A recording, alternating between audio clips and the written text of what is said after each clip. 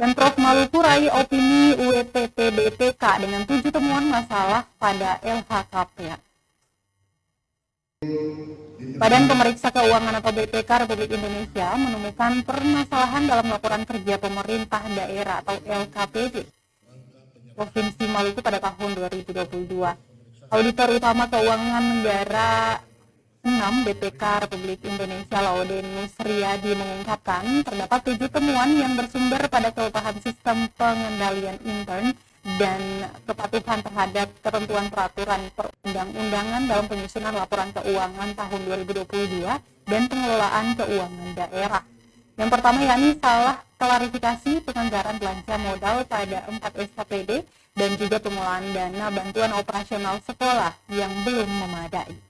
Selanjutnya pengelolaan Badan Keuangan Daerah RSUD Dr. Hausi belum memadai. Tak hanya itu Tribunas ada juga belanja perjalanan dinas yang tak sesuai ketentuan sebesar 2,68 miliar rupiah.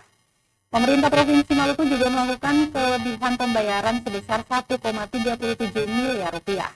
Serta masih ada denda keterlambatan yang belum didapat. Selanjutnya pengelolaan aset usaha tetap tidak memadai, di antaranya manfaat pemanfaatan BND belum seluruhnya didukung surat perjanjian dengan mitra pemanfaatan.